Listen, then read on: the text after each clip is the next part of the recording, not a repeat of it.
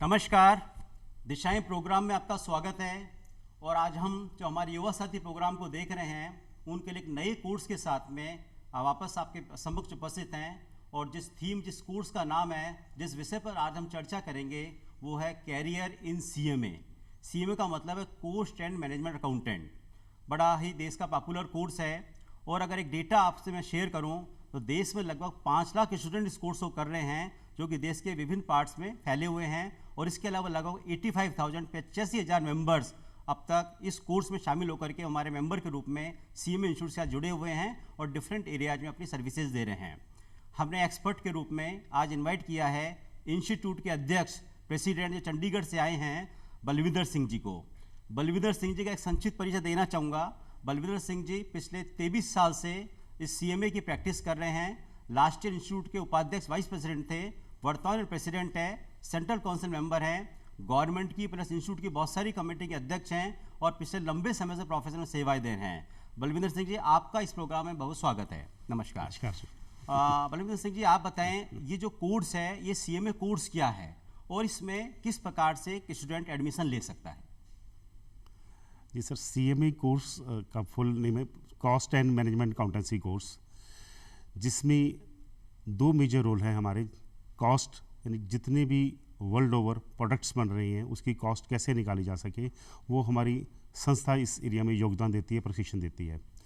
दूसरा मैनेजमेंट, कोई भी इंस्टीट्यूट, कोई भी कंपनी, कोई भी एंटिटी बिना मैनेजमेंट अकाउंटेंट्स के काम नहीं कर सकती। यूनिट लगाने से लेके प्रोडक्ट लगाना, कहाँ, कैसे, area based, pricing, managing a unit from beginning to end, शुरुआत से लेकर अंत तक की सब सेवाएं हमारे इस ट्रेनिंग में दी जाती है कॉस्ट एंड मैनेजमेंट अकाउंटेंसी में। इसके अलावा हमारे इस कोर्स के अंदर टैक्सेशन, डायरेक्ट टैक्स जिसमें income tax, indirect tax, GST और ऑपरेशन रिसर्च, हिंदुस्तान के जितने भी कॉमर्स से रिलेटेड एक्ट्स हैं, फाइनेंशियल से रिलेटेड एक्ट्स हैं, उस सब की ट्रेनिंग प्रावधान की जाती है। हमारी जो संस्था है, कोर्स, ये सीएमए कोर्स रन किया जाता है the institute of cost accountants of India. ये संस्था पार्लियामेंट द्वारा बनी थी 1959 में। आज हम इसको 60 साल इस संस्था को हो चुके हैं, रजिस्टर हुए पार्लियामेंट के द्वारा। ये संस्था हमारी इंटरनेशनल फेडरेशन ऑफ अकाउंटेंट्स के मेंबर भी हैं, जिसमें वर्ल्ड में 175 कंट्रीज अकाउंटिंग संस्थाएं मेंबर हैं, इंटरनेशनल फेडरेशन ऑफ अकाउंटेंट्स। उसके अलावा हमारी संस्था Asian and confederation of Asian and Pacific accountants के भी मेंबर हैं। और तीसरी संस्था जो सार्क रीजन की है, साउथ एशियन पैसिफिक अकाउंटेंट्स के भी मेंबर हैं। ये संस्था हमारी भारत सरकार द्वारा चलाई जा रही है, कॉर्पोरेट मंत्रालय द्वारा। इसमें जितने भी रेगुलेशन हैं, संस्था कैसे रन की जाएगी, वो सब भारत सरकार द्वारा, कॉर्पोरेट मंत्रालय द्वारा ही नियम निश्चित किए जाते हैं। तो इस संस्था की हमारे head office, registered office Calcutta में है। दूसरा हेड ऑफिस, मेन ऑफिस हमारा दिल्ली में भी है। इसके अलावा बड़े ऑफिस चारों जोन में हैं, रीजनल ऑफिस जिनको कहते हैं हम, क्षेत्रीय, वो कलकत्ता, मुंबई, चेन्नई, दिल्ली में है। और आगे बढ़ें तो 101 हमारी शाखाएं भी हैं पूरे हिंदुस्तान में, जो सब स्टूडेंट्स की सेवा कर रही हैं और इस कोर्स को चलाने में मदद कर रही है। हमारी सेटअप्स जो हैं शाखाओं के, वो भारत के बाहर भी हैं, 10 लोकेशंस भारत के बाहर भी, जहां हमारी संस्था ये कोर्स प्रोवाइड कर रही है। जी तो आपका कहने का मतलब है एक वाइड एरिया में इसका नेटवर्क है सीएमए कोर्स का। और इसके अलावा देश के, जैसे आपने बताया, 101 जो डिस्ट्रिक्ट्स हैं वहाँ पर ये शाखाएं अवेलेबल है, जिसको ब्रांचेज या चैप्टर्स ऑफिसेज कहते हैं। सर। और इतना ही नहीं, अगर कोई स्टूडेंट बाहर जाकर कोर्स करना चाहता है या सेट होना चाहता है तो आपने बताया 10 ओवरसीज ब्रांचेज भी अवेलेबल है। तो एक तरह का एक विस्तृत नेटवर्क आपने इसका तैयार किया हुआ है। और सबसे बड़ी बात, जो हमारे स्टूडेंट्स की जानकारी आपके लिए बताया आपने, ये कोर्स भारत सरकार द्वारा अनुमोदित है। भारत सरकार के मिनिस्ट्री ऑफ कॉर्पोरेट अफेयर्स, जो कंपनी कानून कार्यालय मंत्रालय है, उसके अंतर्गत कोर्स आता है। इसका मतलब है जो कंट्रोल है या रेगुलेशन है या सुपरविजन है या गवर्नेंस जिसको बोलते हैं या सुपरिटेंडेंस है, वो भारत सरकार इसको करती है, या किस प्रकार से इसमें जो है कोर्स के जो हम बात कर रहे हैं, रिकॉग्निशन की बात करें, वो किस प्रकार से होती है? सर, एक तो इंस्टीट्यूट के चलाने से रिलेटेड बात करें तो जो भी हमारे चलाने वाला बोर्ड मेंबर्स हैं, वो सारे इलेक्टेड थ्रू आते हैं और गवर्नमेंट नॉमिनी थ्रू आते हैं। सब रूल रेगुलेशन हमारे भारत सरकार के कॉर्पोरेट मंत्रालय द्वारा बनाए गए, जिसके तहत ये बोर्ड ऑफ काउंसिल मेंबर जिनको कहते हैं, वो चुने जाते हैं और इवन सरकार द्वारा अपॉइंट भी किए जाते हैं। कोर्स जैसे cost and management accountancy course है, इनको सरकार ने कई एक्ट्स के द्वारा हमें रिकग्निशन दी हुई है। जैसे कॉर्पोरेट मंत्रालय के द्वारा ही कॉस्ट ऑडिट, जहाँ पे मैंडेटरी है कि कॉस्ट अकाउंटेंट ही कॉस्ट को वेरीफाई करेंगे। सर्टेन इंडस्ट्रीज जो भी एक हमारे पास जिम्मेवारी कॉस्ट कॉर्पोरेट मंत्रालय ने दी है। इसके अलावा कस्टम्स और banking, insurance, reserve bank of India और भी बहुत सारे एक्ट्स के अंदर सरकार ने इनको मान्यता दी हुई, जहाँ पे सर्टिफिकेशंस या और रिक्वायरमेंट कॉस्ट अकाउंटेंट्स द्वारा ही की जाएंगी। सर ये क्या क्वेश्चन बनता है, पहले शायद या कहीं हम सुनते थे ICWA और अभी आप बता रहे हैं ICAI और ICCMA, तो दोनों में क्या डिफरेंस है या दोनों एक ही हैं या कुछ पहले अलग प्रोविजंस थे? एक बार इसके बारे में थोड़ा सा बताएं। जी सर, जब ये संस्था बनी 1959 में, तो इसका नाम था the institute of cost and works accountants of India, ICWA। समय बदलता गया और हमारा जो योगदान या ट्रेनिंग प्रशिक्षण हम मैनेजमेंट की तरफ बढ़ते गए। वर्ल्ड में जितने भी इंस्टीट्यूशंस ICWA के नाम से बने गए थे, CWA के नाम से वर्क्स के, उन्होंने पिछले 30 साल पहले के समय से अपने नाम को चेंज करके मैनेजमेंट की तरफ बदलाव किया है, क्योंकि हमारा जो मेन योगदान है वो मैनेजमेंट की तरफ है। जो भी हम मदद कर रहे हैं, जो कंट्रीब्यूशन दे रहे हैं इंडस्ट्री को, वो पहले फैक्ट्री अकाउंटेंट कहते थे, अब हम मैनेजमेंट की तरफ इन्वॉल्व हो गए। ये आज से नहीं, लगभग 30 साल पहले से ये बदलाव आ चुका है। तो उस बदलाव को देखते हुए, वर्ल्ड ओवर ट्रेंड को देखते हुए, सरकार ने 2012 में हमारा नाम बदलने की कोशिश की थी, institute of cost and management accountants of India, पर किसी वजह से वो मैनेजमेंट तो नहीं मिला, लेकिन ICWA को चेंज करके ICAI कर दिया गया है, the institute of cost accountants of India. सरकार ने अपनी रिपोर्ट में ये कहा 2012 में, ये हम मानते हैं कि ये वर्क्स वर्ड जो है ये ऑब्सोलेट हो चुका है, क्योंकि ये संस्था अब अपना जो ट्रेनिंग से प्रशिक्षण है वो इंटरनेशनल पैटर्न पर जाके मैनेजमेंट अकाउंटेंसी तरफ जा चुकी है। और हम ये भी मानते हैं कि मैनेजमेंट इनका राइट है, पर इस समय हम नहीं दे पाए। तो आने वाले समय में उम्मीद करते हैं सरकार इसको ICMA भी करेगी। तो वर्तमान में इस कोर्स का नाम CMA है, वर्तमान में ICAI है, ICAI इंस्टीट्यूट का नाम है, जी, और कोर्स का नाम CMA कोर्स है। अब सर एक क्वेश्चन जो हमारे बच्चों के लिए बनता है, इस कोर्स में एडमिशन लेने का क्या तरीका है? एक 12th का स्टूडेंट है, 11th का स्टूडेंट है, इस कोर्स में एडमिशन कैसे ले सकता है? सर इस कोर्स में एंट्री के 2 लेवल्स हैं जी। 12th का स्टूडेंट भी इसमें एडमिशन ले सकता है और ग्रेजुएट भी। जो ग्रेजुएट स्टूडेंट है उसके लिए एग्ज़ाम्स कम है, जो 12th का स्टूडेंट है उसके लिए एग्ज़ाम एक लेवल ज़्यादा है। हमारे टोटल कोर्स में 3 लेवल हैं। पहला लेवल है फाउंडेशन कोर्स, दूसरा लेवल है इंटरमीडिएट कोर्स, तीसरा लेवल है फाइनल कोर्स। जो स्टूडेंट 12th है, 12th अपीयर्ड, वो फाउंडेशन में एडमिशन ले सकता है। मैं 12th अपीयर्ड कह रहा हूँ, इवन 10th पास होने के बाद भी ले सकते हैं, लेकिन एग्ज़ाम आपको देना पड़ेगा 12th अपीयरेंस के बाद ही आप फाउंडेशन एग्ज़ाम दे सकते हैं। और जो स्टूडेंट ग्रेजुएट है उसको फाउंडेशन नहीं देना, वो सीधा ही इंटरमीडिएट और उसके बाद फाइनल कोर्स कर सकते हैं। जहाँ तक एडमिशन का सवाल है, एडमिशन हमारे 2 मोड से चलती हैं, online mode, offline mode. Online admission आप ले सकते हैं हमारी वेबसाइट पर जाके, जिसका नाम है www.icmai.in। यहाँ स्टूडेंट सेक्शन में जाके आप ऑनलाइन एडमिशन स्वयं ले सकते हैं। और एडमिशन लेते हुए पेमेंट क्रेडिट कार्ड के द्वारा भी पॉसिबल है। अगर आप इस जगह बैठे जहाँ आप ये सुविधा नहीं है क्रेडिट कार्ड की आपके पास, तो वहाँ से पेमेंट चलान भी निकल जाएगा, बैंक में भी डिपॉजिट करवा सकते हैं। यानी ऑनलाइन एडमिशन में भी दोनों ऑप्शंस आपके पास रखी गई हैं। इसके अलावा अगर एडमिशन आप ऑनलाइन नहीं करना चाहते तो हमारे 101 चैप्टर पूरे हिंदुस्तान में हैं, 4 रीजनल ऑफिसेज हैं, यानी 105 संस्थाएं हैं हमारी जहाँ पे आप एडमिशन जाके ले सकते हैं। डायरेक्ट एडमिशन लिया जा सकता है और किसी तरीके की दिक्कत स्टूडेंट को नहीं आती। बिल्कुल जी जी। हमारे कुछ स्टूडेंट्स हैं हमारे साथ जुड़े हुए हैं और वो भी क्वेश्चन पूछना चाहेंगे। हाँ भाई। मेरा नाम खुशी सैनी है और मेरा सर से ये क्वेश्चन है कि मैंने अभी 12th पास आउट किया है और मैं CMA ज्वाइन करना चाहती हूँ, तो मैं कैसे करूँ?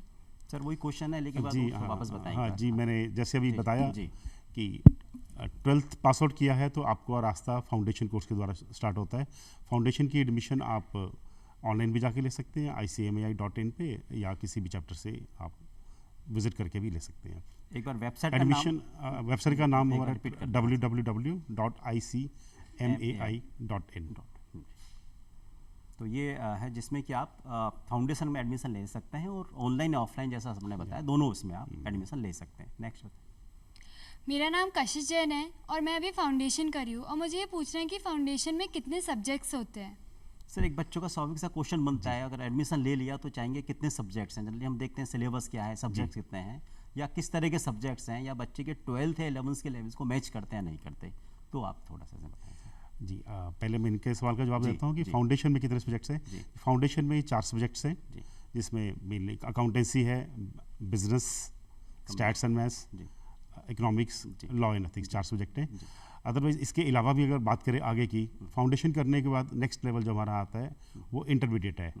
उसमें हमारे 8 सब्जेक्ट्स हैं, लेकिन 2 भाग बांटे गए हैं, intermediate level 1, intermediate level 2।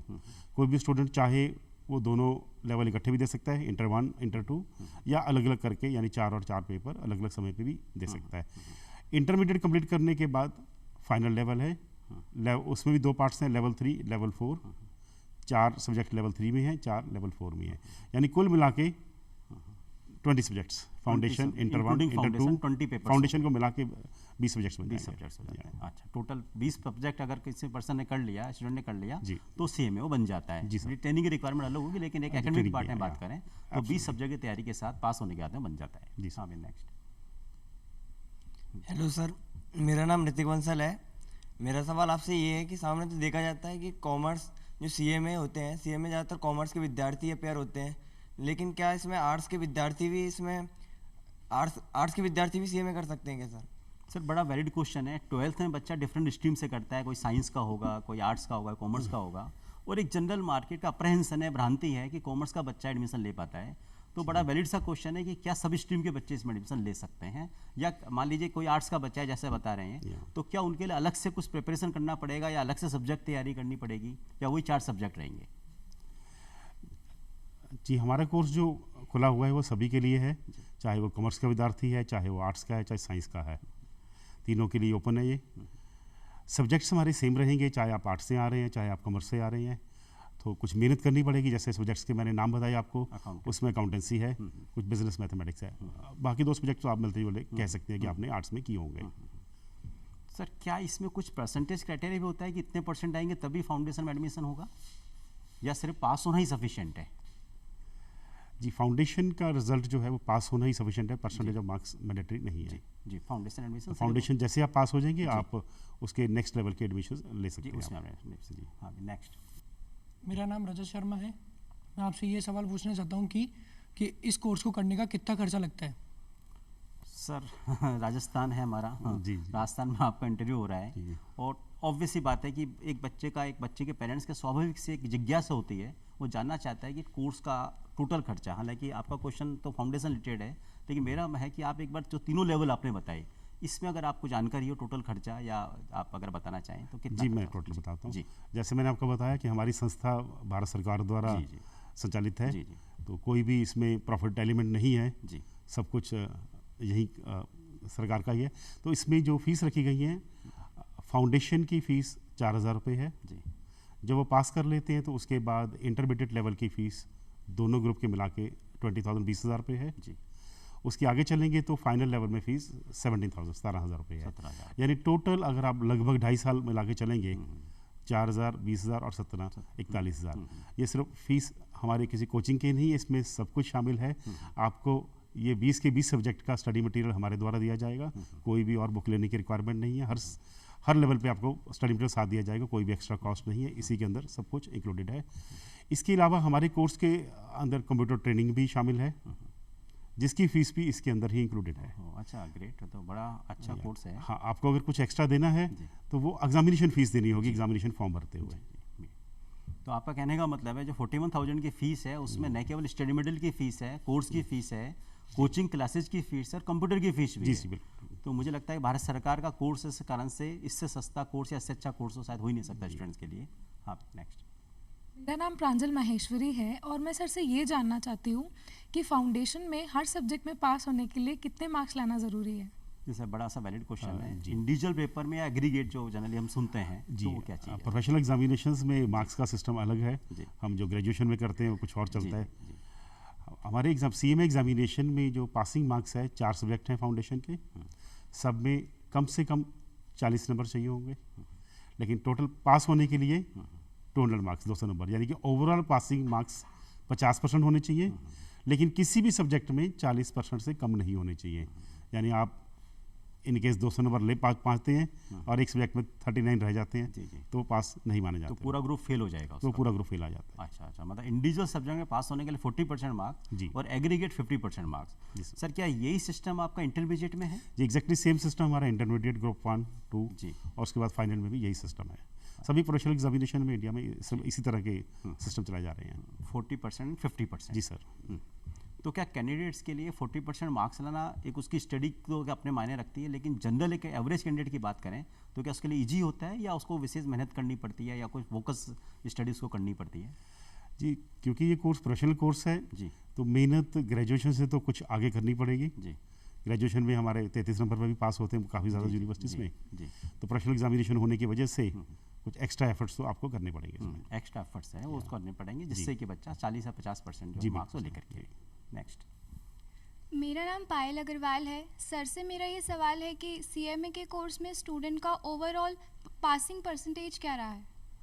Sir generally हम मीडिया में देखते रहते हैं और एक स्टूडेंट्स को भी एक भ्रांति से रहती है कि इसमें परसेंटेज कम जाता है, थोड़ा हार्ड कोर्स है या रिजल्ट जो है वो रिजल्ट में थोड़ा टफनेस रहती है। जी। तो थोड़ा आप बताएं सर इसमें किस प्रकार का पासिंग परसेंटेज, हालांकि एग्जैक्ट तो बता नहीं सकते, तो अटेम्प्ट टू अटेम्प्ट डिपेंड करता होगा, या।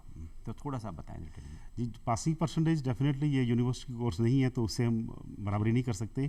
प्रोफेशनल कोर्स है, पूरी स्टडीज़ के बाद और हमारे कोर्स के अंदर ट्रेनिंग भी है, आपको बिल्कुल एक प्रोफेशनल बनाना है, तो passing percentage definitely university courses से बहुत कम है।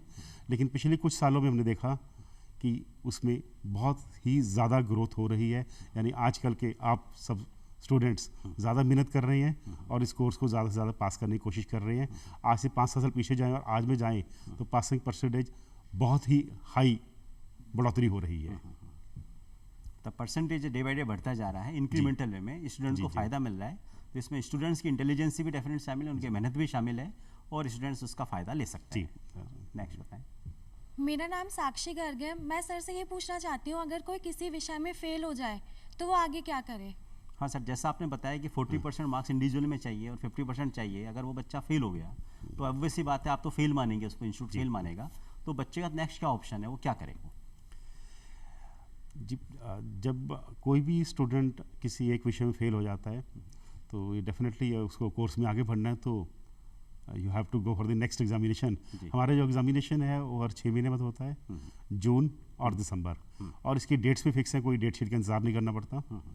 तो अगर आप किसी विषय में नहीं एक सक्सेसफुल हो पाए किसी अटैम्प्ट में तो you have to go for the next attempt. हाँ, अगर आप फाउंडेशन की बात कर रहे हैं तो आपको 4 पेपर दोबारा देने होंगे अगर फाउंडेशन में है, एक सब्जेक्ट में फेल। अगर आप इंटरमीडिएट में हैं या फाइनल में हैं, कुछ और भी प्रावधान है, यानी जिस सब्जेक्ट में 60 नंबर आ जाते हैं उस सब्जेक्ट को अगले अटैम्प्ट के लिए माफ भी किया जाता है। अच्छा अच्छा, ग्रेट। वो एग्जाम्शन क्राइटेरिया Exemption criteria उसको कहते हैं। जी जी।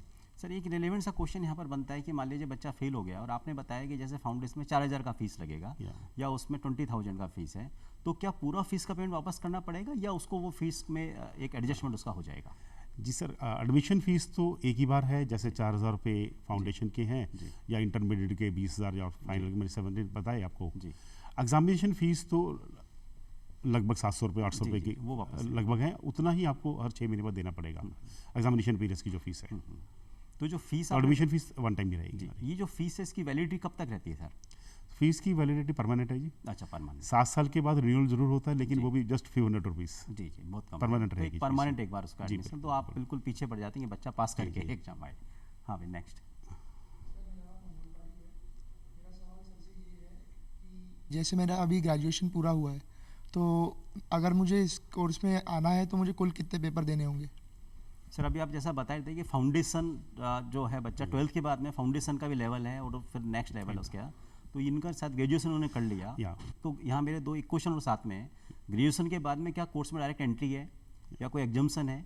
दूसरा, क्या ग्रेजुएशन में कोई परसेंटेज भी चाहिए क्या, कि मिनिमम इतना परसेंटेज आएगा तभी बच्चा एडमिशन ले पाएगा? जी, आपने ग्रेजुएशन कर लिया है तो आप सीधा ही एंट्री इंटरमीडिएट कोर्स में ले सकते हैं, आपको पहला लेवल फाउंडेशन का नहीं करना होगा, ना ही उसकी कोई फीस देनी होगी।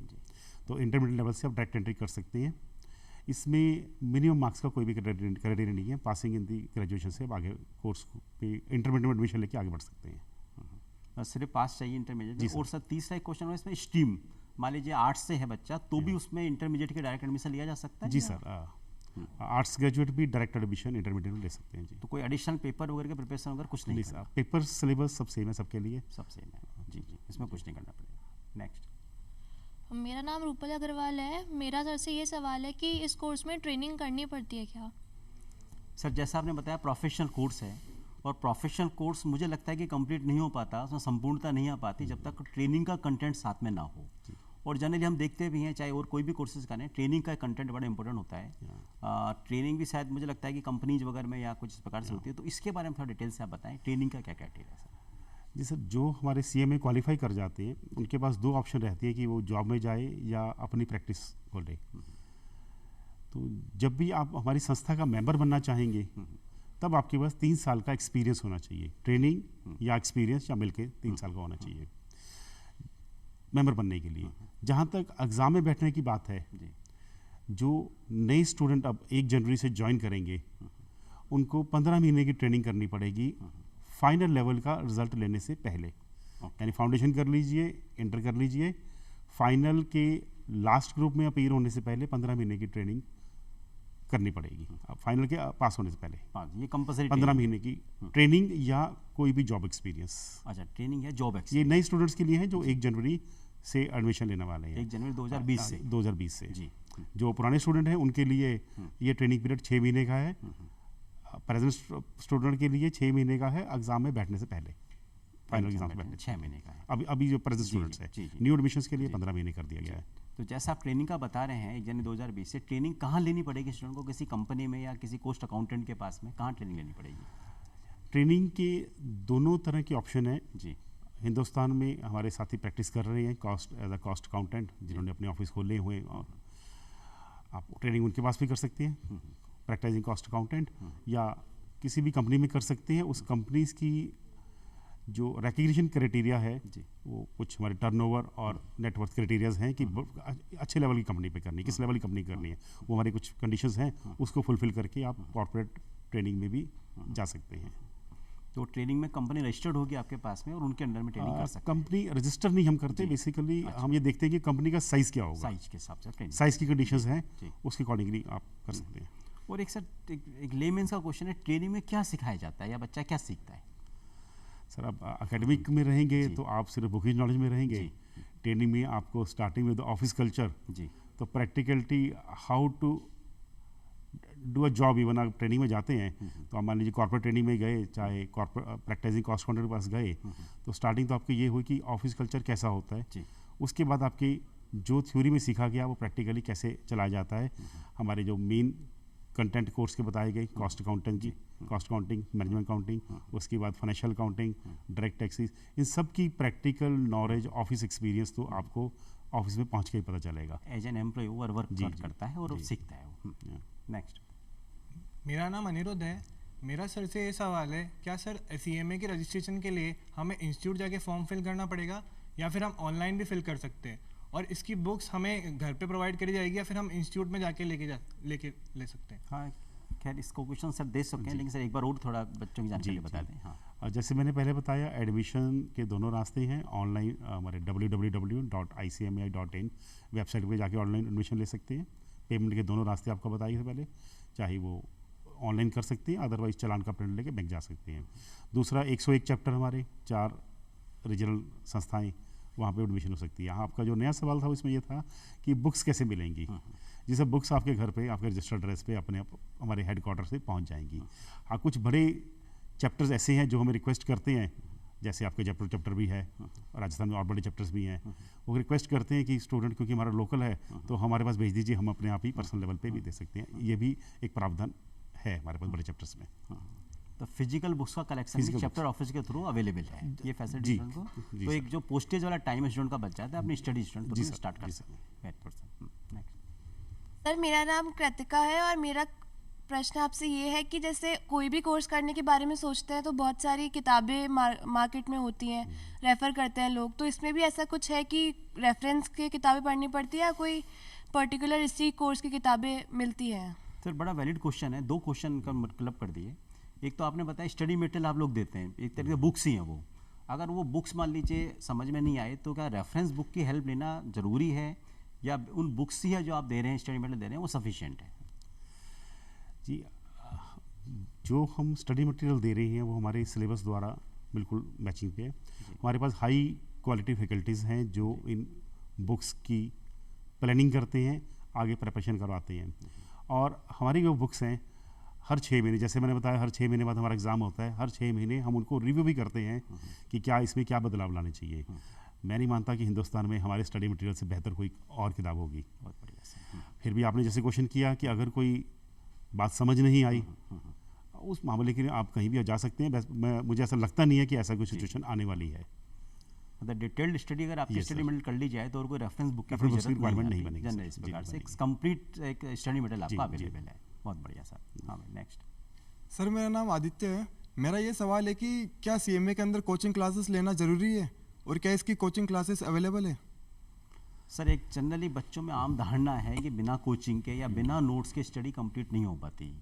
तो कोचिंग जाने पर न केवल बच्चा सेटिस्फाई होता है बल्कि पेरेंट्स ज़्यादा सेटिस्फाई होते हैं और बच्चों का एक कंटेंटमेंट लेवल उनका आता है। तो कोचिंग जैसा आपने बताया कि आपके जो चैप्टर्स ऑफिसेज हैं वहाँ कोचिंग अगर अवेलेबल है और आप फीस भी साथ में लेते हैं, तो कोचिंग में थोड़ा सा एक विस्तृत जानकारी दें सर। पिछले कुछ सालों में ये देखा गया है कि आप सब स्टूडेंट्स, जो यंग जनरेशन है, कोचिंग की तरफ ज़्यादा विश्वास कर रहे हैं, सेल्फ स्टडी में कम हो रहे हैं। हमारे समय पे तो कोचिंग फैसिलिटीज़ भी नहीं होती थी। तो जो मेरा पर्सनल विचार ये बनता है कि मुझे नहीं लगता है ऐसा कि कोचिंग क्लासेस की कोई आवश्यकता है इसको पास करने के लिए। हाँ, वैसे अगर आपने करना ही है तो हमारी अपनी कोचिंग क्लासेस हैं जिसमें हम आपसे कोई चार्ज भी नहीं कर रहे। जो हम फीस ले रहे हैं आपसे, चाहे फाउंडेशन की बताई थी आपको, इंटर या फाइनल की, वो आप घर बैठे पढ़ना चाहें तो तब भी चल जाएगा। अगर आप किसी चैप्टर में जाके एडमिशन लेते हैं, एक ऑनलाइन एडमिशन हो गया तो पोस्टल टाइप हो गया, correspondence.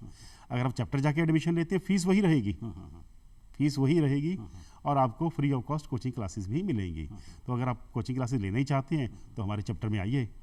Best of the faculties are there, government institution, you have nothing to pay. हम अपने आप ही उनको सैलरीज। बहुत बढ़िया। तो बच्चा अपना कॉन्फिडेंस बूस्ट अप कर सकता है कोचिंग लेकर के, और एक सेटिस्फेक्शन लेवल उसको हो सकता है। तो कोचिंग आपका चैप्टर जहाँ भी आपके चैप्टर्स अवेलेबल कराते हैं, बुक्स आप दे रहे हैं, कोचिंग आप दे रहे हैं, और इसके अलावा जो कंप्यूटर के बारे में ट्रेनिंग है वो भी आप साथ में दे रहे हैं। इसमें एक ध्यान रखना पड़ेगा, एडमिशन आपको उसी चैप्टर में लेना पड़ेगा जहाँ आप कोचिंग करना चाहते हैं। पहले से ही अच्छा, एडमिशन वहीं एडमिशन लेते हो पहले प्लान कर लीजिए कोचिंग करना है। लेकिन बच्चा एग्जाम चाहे और कहीं भी दे सकता है? जी, हमारे जैसे एग्जामिनेशन सेंटर पूरे हिंदुस्तान में बने हुए हैं। आप चैप्टर एडमिशन एक चैप्टर में लीजिए, एग्जाम किसी और चैप्टर में भी दे सकते हैं। एग्जाम में दे सकते हैं। नेक्स्ट। मेरा नाम चाहत इनानी है, मैं जयपुर से हूँ और सीएमए में रजिस्टर करवाना चाहती हूँ, पर मेरे पापा का ट्रांसफ़र हो सकता है तो मैं किसी और चैप्टर से भी एग्ज़ाम दे सकती हूँ? अभी सर ने जवाब दिया, अभी मैंने जो बताया, हाँ एक बार वापस बता दें सकते। जी, तो हमारे जो चैप्टर्स हैं कोचिंग क्लासेस रिलेटेड वो 101 रजिस्टर्ड हैं। एग्जामिनेशन सेंटर 101 नहीं है, वो कुछ कम है, जहाँ पे ज़्यादा स्ट्रेंथ है वहाँ पे है। स्टिल पूरे इंडिया में एग्जामिनेशन सेंटर फैले हुए हैं हमारे, तो आप कहीं भी जाके एग्ज़ाम दे सकते हैं। बस ध्यान ये रखना है, जब एग्जामिनेशन फॉर्म की डेट आएगी, एग्जामिनेशन फॉर्म भरने तक डिसाइड कर लीजिएगा। जैसे हमारे एग्जामिनेशन की डेट दिसंबर आती है, जैसे 6 महीने बाद है, दिसंबर में 11 तारीख को एग्जाम स्टार्ट होते हैं, तो एग्ज़ाम फॉर्म भरना होता है 10 अक्टूबर। यानी एग्ज़ाम देने से 2 महीने पहले डिसाइड कर लीजिए। पूरे हिंदुस्तान में कहीं भी एग्ज़ाम दे सकते हैं। फॉर्म भरने के बाद एडमिनिस्ट्रेटिव रीजन से चेंज करना मुश्किल हो जाता है। मुश्किल। हाँ, नेक्स्ट बताएं। मेरा नाम यामिनी तनेजा है। मेरा सर से सवाल है कि नौकरी में इस कोर्स के क्या क्या अवसर हैं? अब सर कोर्स के बारे में बातें आपने बड़ा डिटेल में बताया, बहुत खूबसूरत बातें बताई। नेक्स्ट इसका क्वेश्चन, बच्चे ने मेहनत की, रिजल्ट मेंटेन किया, हर पेपर में 40% जैसा आपने बताया पास किया, 50% भी लिया। अब उसके बाद क्या संभावना है सर उसके पास में? नौकरी में जाना चाहता है तो किस प्रकार की संस्थाओं में उसका जॉब अपॉर्चुनिटीज अवेलेबल है? Cost and management accountant qualify करने के बाद जॉब की कोई कमी नहीं है। चाहे आप प्राइवेट संस्था में जाना चाहें, चाहे आप सरकारी संस्था में जाना चाहें, हमें तो ये बहुत बार ढूंढना पड़ता है साल में कई बार कि वैकेंसीज आ रही हैं और हमें क्वालिफाइड पर्सन नहीं मिल रहे हैं। हाँ, कुछ रिस्ट्रिक्शन डेफिनेटली है, एक्सेप्शंस आर ऑलवेज देयर। अब ये 100% नहीं है, वो एक्सेप्शन हमारी नहीं है, वो एक्सेप्शन बच्चे की ज़्यादातर देखी गई है कि मुझे अपना शहर नहीं छोड़ना। मे भी ऐसी एक्सेप्शंस होगी, अदरवाइज कोई ऐसा केस नहीं है जहाँ पे नौकरी ना हो अच्छे लेवल की, सेटिस्फेक्शन लेवल की। PSU के अंदर अगर मैं बात करूं तो हमारे साथी जो हैं वो चेयरमैन मैनेजिंग डायरेक्टर तक पहुंच चुके हैं हमारे मेंबर बनने के बाद, क्वालिफाई करने के बाद मेंबर बने, ज्वाइनिंग एट वेरियस पोजीशंस। बहुत सारे साथी चेयरमैन एमडी लेवल तक रह चुके हैं, डायरेक्टर फाइनेंस पे। आज भी अगर पब्लिक सेक्टर अंडरटेकिंग आप देखें मेन सेंट्रल गवर्नमेंट की, ज़्यादातर पब्लिक सेक्टर अंडरटेकिंग में director finance is a CMA cost account. तो कोर्स की कोई कमी नहीं है, डेफिनेटली आप डायरेक्टर फाइनेंस पे जाने में समय लगेगा, but in any case entry आपकी PSU में बहुत ईजी है। बहुत PSU हमें CMA को रिकग्नाइज करते हैं, बहुत मान्यता देते हैं। प्राइवेट सेक्टर में भी, क्योंकि आप एक्सपर्ट हैं financial accounting, cost accounting, management accounting, taxation, सभी में आप एक्सपर्ट हैं, तो जॉब की कमी प्राइवेट सेक्टर में भी नहीं है। ऐसा कोई संस्था ही नहीं है जिसको मैनेजमेंट अकाउंटिंग की रिक्वायरमेंट नहीं है या फाइनेंशियल अकाउंटिंग की रिक्वायरमेंट नहीं है। तो आपके हिसाब से कोर्स करने के बाद में बच्चे के बाद में एनफ जॉब अपॉर्चुनिटीज अवेलेबल है, और जैसा आपने बताया कि गवर्नमेंट सेक्टर उसके पास में उपलब्ध है, PSU जो उसके पास उपलब्ध है, और PSU में हायरार्किकल अगर बच्चा प्रोग्रेस करे तो बच्चा डायरेक्टर फाइनेंस या अगर आपने बताया CMD तक बच्चा बन सकता है। तो ये बहुत अच्छी संभावना आपने से बच्चों के बारे में बताई है, एक कॉन्फिडेंस आपने बूस्ट किया है। अब सर एक छोटा सा क्वेश्चन जो बच्चे जनरली पूछते कई बार शर्मा भी जाते हैं, मिनिमम पैकेज क्या मिलेगा? हालांकि ये इस जो सिटी टू सिटी डिफर करता है, फिर भी एक बच्चा क्या कंफर्ट जोन में आ सकता है कि मुझे इतना मिनिमम पैकेज मिल जाएगा? हमारे कैंपस इंटरव्यू हम हर 6 महीने बाद करते हैं एग्जाम्स के बाद जी। जो पिछले कुछ अटेम्प्ट से देखा गया, लगभग 2 से 3 साल में देखा गया, हमारे average packages last campus interview में 8.80 8,80,000 रुपये एवरेज पैकेज गया था। और एवरेज ये था, तो आप न्यूनतम तो प्लान कर सकते हैं। इवन हाईएस्ट सैलरी स्टूडेंट की 17 लाख रुपए भी हमारे पिछले दोनों अटेम्प्ट्स में गई है। अच्छा, जो कैंपस के थ्रू है? कैंपस के थ्रू जी। तो मिनिमम पैकेज मतलब अगर देखें तो 880 के 880 एवरेज पैकेज है। एवरेज पैकेज है, मिनिमम तो आप कुछ और कम कर सकते हैं, 5 लाख से। ठीक है, बिल्कुल। मतलब लगभग 70-80 हज़ार रुपये स्टार्टिंग पैकेज हो जाता है, जो कि 17 लाख रुपए तक लग गया हुआ है। तो 1.5 लाख हाईएस्ट हर बार 17 स्टार्टिंग, जिसमें कोई अनुभव नहीं है सिर्फ ट्रेनिंग के अलावा। जी सर। तो बड़े एक अच्छा पैकेज अवेलेबल है। ठीक है, हाँ भाई, नेक्स्ट एक क्वेश्चन। मेरा नाम शुभम है। मेरा क्वेश्चन ये है कि जैसा कि सर ने बताया कि ये कोर्स अंग्रेजी माध्यम से हैं, बट राजस्थान में कई सारे स्कूल्स हैं जो हिंदी मीडियम से हैं, तो क्या उन हिंदी मीडियम स्टूडेंट्स के लिए भी कोई अवसर है क्या इस कोर्स के लिए? सर बहुत ही वैलिड क्वेश्चन है। आज भी कहते हैं भारत गाँव में बसता है, और राजस्थान तो हमारा हिंदी बेल्ट एरिया है ही। और राजस्थान में जो हिंदी बेल्ट के बच्चे हैं उनका एक स्कूलिंग जो होता है जनरली हिंदी में ही होता है, हिंदी में स्टडी करते हैं, और अचानक आकर के देखते हैं कोर्स में उनको और कॉर्पोरेट सेक्टर में इंग्लिश में कन्वर्ट करना पड़ता है। तो यहाँ 2 क्वेश्चन बनते हैं सर। सबसे पहला है, क्या कोर्स हिंदी में किया जा सकता है, एग्जाम देना, और दूसरा, कोर्स अगर पास हो गया तो उसके बाद में कॉर्पोरेट सेक्टर में उसको क्या हिंदी से दिक्कत तो नहीं आती? जी, पहले जहाँ तक कोर्स की बात है जी, हमारा जो स्टडी मटेरियल है वो तो इंग्लिश में ही है जी, लेकिन आपके लिए ये हमारी संस्था ने परमिशन दी हुई है कि आप एग्ज़ाम हिंदी में लिख सकते हैं। Very good sir. फिर तैयारी करते हुए आपको हिंदी में कर सकते हैं। तो बुक्स डेफिनेटली हम अभी आज तक हम उस तक पहुँचे नहीं हैं।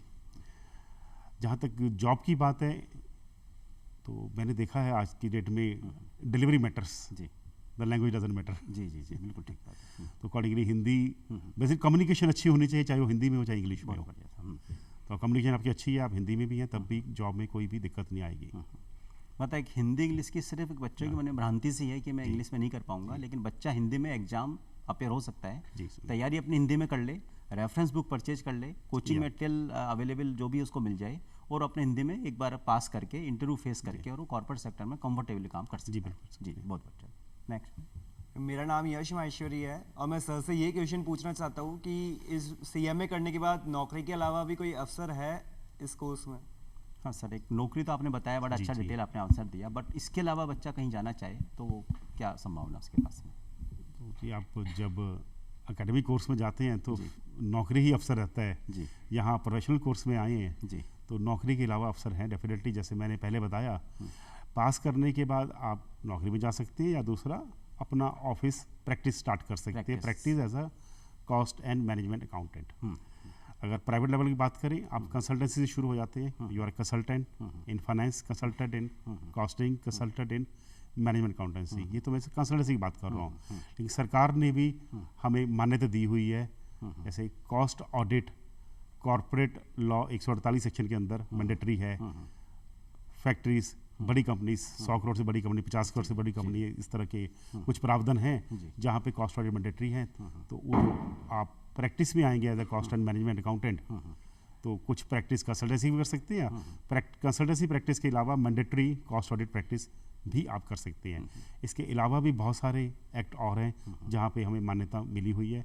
बैंक्स में internal audit, concurrent audit, stock audit, company law के अंदर ही हमें मान्यता मिली हुई है इंटरनल ऑडिट। रिजर्व बैंक की बहुत सारी सर्टिफिकेशंस है, कस्टम्स, बहुत सारे एक्ट्स के अंदर हमें फाइनेंशियल ऑडिट भी हमें कॉर्पोरेट सोसाइटीज़ का 4 स्टेट्स में हमें अलाउड है। इस तरह से आप अपना ऑफिस खोल के कंसल्टेंसी से लेके ऑडिट से लेके फुल फ्लेज प्रैक्टिस हो सकते हैं। आप इंडिपेंडेंट हैं, अपना समय है आपका, अपनी इनकम है, you can plan your office and the growth. तो दोनों संभावना है। बच्चा अगर मान लीजिए उसी शहर में रह के अपनी प्रैक्टिस करना चाहता है वो कर सकता है, जिससे बहुत सारी डिटेल में आपने एरिया बताई। और जॉब तो अपने आप सबसे बड़ा एरिया मैं बताना भूल गया, जो सरकार ने पिछले साल जीएसटी से शुरुआत की थी, सबसे ज़्यादा योगदान हिंदुस्तान में जीएसटी में कॉस्ट अकाउंटेंट ही दे रही हैं, starting with the registration of GST number, filing of returns और जीएसटी ऑडिट भी।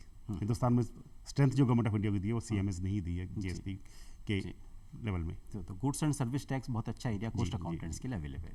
हाँ भाई, नेक्स्ट क्वेश्चन। मेरा नाम अक्षिता जैन है। मेरा सर से ये सवाल है, क्या इस कोर्स के अंदर लड़कियों के लिए कोई आरक्षण की सुविधा भी है क्या? सर, रिजर्वेशन का एक अगेन स्टूडेंट्स के बीच में भ्रांति सी है। तो कुछ गर्ल्स के लिए रिजर्वेशन है या एक टैलेंट बेसिस पर ही हम लोग एडमिशन लेते हैं? रिजर्वेशन एडमिशन में तो चाहिए नहीं, it is open admission, government institute, same fees for all, normal. जी, ना ही रिजर्वेशन हम रिजल्ट में कर सकते हैं, ना ही एडमिशन में कर सकते हैं। पर आपने सवाल पूछा, मेरे पास जवाब है इसका। हमारे पास मेरिटियस स्टूडेंट की स्कॉलरशिप्स है, बहुत बढ़िया सर, जो हर साल हम 400 स्टूडेंट को देते हैं, 400 स्टूडेंट का मेरिटियस स्कॉलरशिप देते हैं, जिसमें से 35% आरक्षण हमने गर्ल्स का रखा हुआ है फॉर वेवर ऑफ फीस। तो वहाँ फीस वेवर के लिए आरक्षण है मेरिटियस स्टूडेंट्स का। ठीक है, बहुत अच्छा है। उसके रूल्स हमारी वेबसाइट पे आपको मिल जाएंगे, तो आप कभी भी उस कॉलेज के लिए आप अप्लाई कर सकते हैं। उस कैटेगरी में रिजर्वेशन है, पर हाँ पासिंग में रिजर्वेशन नहीं हो सकता। सर, एक क्वेश्चन जनरली बनता है कि बच्चों के एक रहता है कि एक कोर्स कर लिया फिर चाहते हैं ड्यूअल क्वालिफिकेशन में जाएं, तो क्या ये इस कोर्स के साथ में कोई ड्यूअल डिग्री लेना ठीक रहता है, और ले तो किस प्रकार की डिग्री वो ले सकता है? जी, ड्यूअल डिग्री ऐसा कोई आवश्यकता नहीं है जी। ड्यूअल डिग्री वो स्टूडेंट्स कर रहे हैं जिनका एक एकेडमिक्स में रहने का एक मन रहता है जी, कि और नॉलेज बढ़ाना हो। नॉलेज पॉइंट ऑफ व्यू से तो आप ड्यूअल डिग्री कर सकते हैं, dual even triple degree holders are lot, आज की दिन में देखा गया है। बट जॉब के लिए या एक ज़िंदगी में सक्सेस होने के लिए एक ही डिग्री सफिशिएंट है। एक डिग्री सफिशिएंट है और कंप्लीट सीएमए की डिग्री सफिशिएंट डिग्री जी। हाँ भाई, नेक्स्ट। मेरा नाम अक्षिता जैन है और मेरा सर से ये सवाल है कि सीएमए करने के बाद और कोई डिग्री भी ले सकते हैं क्या? वो जवाब दे चुके हैं सर, जवाब दे दिया उसका। नेक्स्ट बताएं।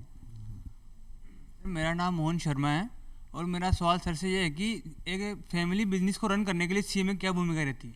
आप सवाल जवाब बोलिए। फैमिली बिजनेस को रन करने के लिए क्या सीएमए का रोल है या किस प्रकार से मदद कर सकता है? जी, एकेडमिक कोर्स करने के बाद तो आप थ्योरी अप्रोच में रहेंगे फैमिली बिजनेस में, आप सीएमए करेंगे तो बिजनेस चलाने का रास्ता ही बदल जाएगा आपका, क्योंकि हमारे कोर्स के अंदर मैनेजमेंट अकाउंटिंग जो है वो प्राइमरीली तो बिजनेस रन करने के लिए, बिजनेस सेटअप से लेके चलाने तक कैसे सक्सेस आएगा। अगर मैं कॉस्ट की बात करूं, cost of product, pricing of product, बहुत बड़ा योगदान आपको हमारी जितनी भी टेक्निक्स मिलेंगी आपको इस कोर्स के द्वारा आपको फैमिली बिजनेस में बहुत ही योगदान देंगी आपको। मैं इनसे पहले जो क्वेश्चन पूछा उसका भी सवाल देना चाहूँगा। जी। आपने आपने पूछा था कि क्या कोई और कोर्स कर सकते हैं? और कोर्स कर सकते हैं। मैं उस तरफ चलता हूँ। आपने किसी और पिछले क्वेश्चन से लिंक किया, मेरे पास और भी इसके लिए और भी इसका आंसर है। सीएमए करने के बाद सरकार ने कुछ नए कार्य संस्थाएं शुरू करी हैं, जैसे insolvency professionals of India IBBI के अंदर। तो इसके अलावा एक वैल्यूएशन का कोर्स शुरू किया गवर्नमेंट ऑफ इंडिया ने। सीएमए बनने के बाद तो हम IBBI insolvency bankruptcy board of India के द्वारा संचालित वैल्यूएशन कोर्स भी कर सकते हैं और इंसॉल्वेंसी प्रोफेशनल कोर्स भी कर सकते हैं। इसके अलावा हमारे एडवांस स्टडीज कोर्सेज इंस्टीट्यूट के अंदर भी हैं, मैनेजमेंट अकाउंटेंसी कोर्स और forensic course, information system audit course, ये हमारे क्वालिफाइड कॉस्ट अकाउंटेंट के लिए सब्सिक्वेंट कोर्सेज भी हैं। एडिशनल एक डिग्री लेने के लिए पर्सन कर सकता है, जिसको अपने फील्ड में एक्सपर्टाइज होने का उसको फायदा मिल जाता है। सर, एक वर्ड जनरली आप सीएमए के साथ सुनते हैं, कैट, तो ये क्या चीज़ है और किस प्रकार से बच्चा ये अलग से कुछ करता है? क्या है कैट? जो जी, कैट का फुल फॉर्म जो हमारी संस्था के लिए है, दैट सर्टिफाइड अकाउंटिंग टेक्नीशियन। जी, अकाउंटिंग टेक्नीशियन वर्ल्ड ओवर कुछ इंस्टीट्यूशन ने शुरू किया था आज से लगभग 10 साल पहले। यानी आप डॉक्टर नहीं बन पाए तो टेक्नीशियन बनते हैं। जी, तो एक स्मॉलर कोर्स हमें गवर्नमेंट ऑफ इंडिया ने डायरेक्शन दी थी कुछ साल पहले कि गांव के बच्चों के लिए, रूरल बच्चों के लिए कुछ ऐसा लेके आए जिससे वो स्किल डेवलपमेंट में और अपने कार्य में जा पाए। तो उस कोर्स के लिए बेसिकली हमें एक अकाउंटेंट बनाने का कोर्स है, वो certificate in accounting technician accountant बनाने का कोर्स है, जहां आपको एक ग्रुप देके 1 साल की ट्रेनिंग करके सर्टिफिकेट मिल जाएगा, जिसको कैट आपने बोला, सर्टिफिकेट इन अकाउंटिंग टेक्नीशियन, जिस बेस पे वो एक रूरल अकाउंटेंट, नॉर्मल अकाउंटेंट की ज़िंदगी जी सकता है, रिकग्नाइज अकाउंटेंट की ज़िंदगी चल सकता है। तो उसमें उसको जो ट्रेनिंग दी जाएगी, ये जितनी जीएसटी रिटर्न्स, अकाउंटेंसी सिखाने के अलावा जीएसटी रिटर्न और जी जो गवर्नमेंट की स्टैट्यूटरी कंप्लायंसेस है, इनकम टैक्स रिटर्न्स और टीडीएस रिटर्न्स, वो सब ट्रेनिंग दी जाएगी ताकि वो अपना सक्षम रहे अपनी। मतलब कहने का मतलब जो भारत सरकार जो स्किल इंडिया पर बड़ा फोकस कर रही है, तो एक स्किल इंडिया के पार्ट में आप लोग कैट कोर्स भी करवा रहे हैं, जिससे बच्चा सिर्फ एक ग्रुप क्लियर करके और अपना एक न केवल रोजगार, उसको सेल्फ रोजगार उसको मिल जाएगा और इस प्रकार से रिटर्न्स कम प्राइसेस कर सकता है। एक सर जनरली क्वेश्चन बनता है कि क्या हमारा जो इंस्टीट्यूट है इसमें या कोस्ट अकाउंटेंट्स बन रहे हैं तो मेक इन इंडिया में किस प्रकार से मदद कर सकते हैं, जो हमारे प्रधानमंत्री जी का प्रोग्राम है? जी, प्रधानमंत्री जी का प्रोग्राम है मेक इन इंडिया कि प्रोडक्शन एट इंडिया ओनली। जी, तो इंडिया में प्रोडक्शन तभी कर पाएंगे अगर हम अपने आप को प्रॉपर कॉस्ट पे प्रोडक्ट बना पाएंगे। आज हम कम्पीट कर रहे हैं दूसरी कंट्रीज से, आपने देखा हमारे नेबरिंग कंट्रीज की प्रोडक्शन बढ़ रही है, हमारे यूनिट्स में शिफ्ट हो रही हैं सर, इसलिए क्योंकि हम अपनी कॉस्ट मैनेज नहीं कर पाए। तो सबसे बड़ा योगदान हिंदुस्तान में हमारा ही है सीएमएस का, हाउ टू रिड्यूस कॉस्ट। इस कोर्स के द्वारा हमें जो ट्रेनिंग देते हैं हम, कंट्रोल ओवर मटेरियल कॉस्ट, क्या रास्ते हैं उसको, परचेजिंग ऑप्शंस, उसके बाद labour and other element to element एक प्रोडक्ट की क्या कॉस्ट है, उसको हम पूरी रिसर्च से आपको ट्रेनिंग देते हैं, how to reduce all the cost. तो मेक इन इंडिया प्रोग्राम में हम ही योगदान दे सकते हैं कॉस्ट कम करने के द्वारा। बहुत बढ़िया सर। एक जनरली क्वेश्चन और बनता है, बच्चे पूछना चाहते हैं कि ये कोर्स करने के बाद बच्चे फॉरेन में जाना चाह रहे हैं जी, तो वहाँ क्या संभावनाएं बच्चों को बनती है? जी, जैसे मैंने पहले बताया था कि हमारी संस्था इंटरनेशनल फेडरेशन ऑफ अकाउंटेंट्स से भी मेंबर है, उसके अलावा एशियन एंड पैसिफिक अकाउंटेंट्स के मेंबर भी है और सार्क कंट्रीज़ के भी। तो इन संस्थाओं की मेंबरशिप के द्वारा हमारे कई मेमोरेंडम ऑफ अंडरस्टैंडिंग हुए हुए कुछ कंट्रीज़ के साथ, जिसके द्वारा अगर आप उस कंट्री के कोर्सेज करना चाहें, उस इंस्टीट्यूशन के कोर्सेज करना चाहें, तो आपको कुछ पेपर्स में एग्जाम्पशंस मिलती हैं। हमारे जो MOU हैं वो अमेरिका में IMA के साथ भी है, सीमा UK के साथ भी है, आजकल कुछ बातचीत से कुछ चेंजेस चल रही है उसमें, ACCA UK के साथ भी बहुत जल्दी होने वाला है, और इवन जहाँ MOU नहीं भी है वहाँ भी आपको हमारे subject exemptions very highly you will get very high subject exemptions are वो एक प्रकार की फैसिलिटी अवेलेबल है। सर, समय की अपनी सीमा है और काफ़ी अच्छी जानकारी आपने दी है, क्या संदेश देना चाहेंगे हमारे युवा साथियों को? सर, आपने मुझे मेक इन इंडिया का इशारा किया था प्रधानमंत्री के लिए जी, CMA कोर्स कीजिए, अपने आप को ट्रेन कीजिए कॉस्टिंग में, मैनेजमेंट टेक्निक्स में, और हिंदुस्तान की प्रगति में योगदान दीजिए। हिंदुस्तान की प्रगति में योगदान करने का message skill India digital India के साथ में आप देना चाहते हैं? सर, कोर्स में आने के लिए, कोर्स से जुड़ने के लिए, जानकारी देने के लिए आपका बहुत बहुत धन्यवाद। बहुत अच्छी आपने जानकारी दी है, हमारे स्टूडेंट जो प्रोग्राम को देख रहे हैं उनको बड़ा फायदा मिलेगा। धन्यवाद, नमस्कार। जी सर, नमस्कार।